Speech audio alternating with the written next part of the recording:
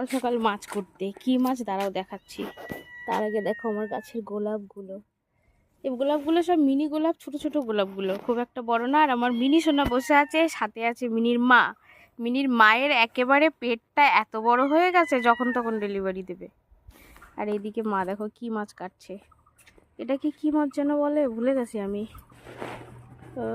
সেই সাদা সাদা ছোটো ছোটো মাছগুলো। এই দেখো, তোমরা যদি কেউ জানো কমেন্টে বলো। আর এখন যাবে একটুখানি বাজারে একটু মাংস আনতে, মাছটা দিয়ে বেগুন দিয়ে আজকে রান্না করবো। আর আমার গাছের বেগুনগুলো দাঁড়াও তোমাদের দেখাই বন্ধুরা। এই দেখো, ও আজকে বাড়ি আসবে। মা বলছে বেগুনটা ছিঁড়ে ফেলতে। ওই যে মা এখানটায় মাছ কাটছে, ছিঁড়েই ফেলি বলছে, বাড়ি আসবে। ঠিক বলেছে, ঠিক বলেছে আমার মা, বেগুনটাকে ছিঁড়ে ফেলি, কারণ গাছে বসে বেগুনটা বুড়ো হয়ে যাচ্ছে।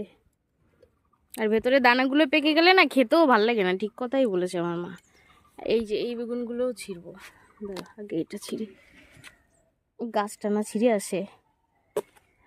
পটাশ দেখো কত বড়, নেই নেই করে 300 গ্রাম তো ওজন হবেই। বেগুনটা কিন্তু অনেক বড়। এই যে এইগুলো মনে হচ্ছে হ্যাঁ শক্ত হয়ে গেছে,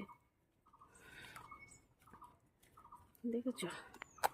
এই যে দুটো, এই একটা, তিনটে।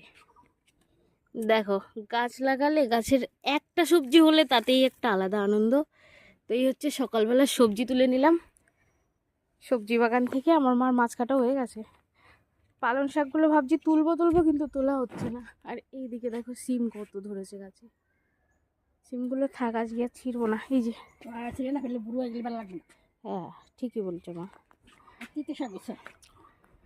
খাবা ছেড়বো? এই বেগুন দিয়ে, একটা বেগুন দিয়ে আর একটুখানি মাছ দিয়ে তরকারি করলে ভালো লাগবে না?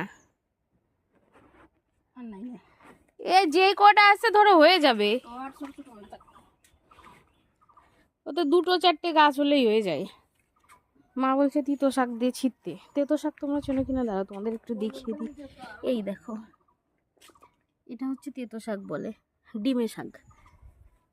ওদেরকে এই যে মা দিয়ে দিয়েছে মাছের কিছু নোংরা ফোংরা যেগুলো খাওয়া যায় না।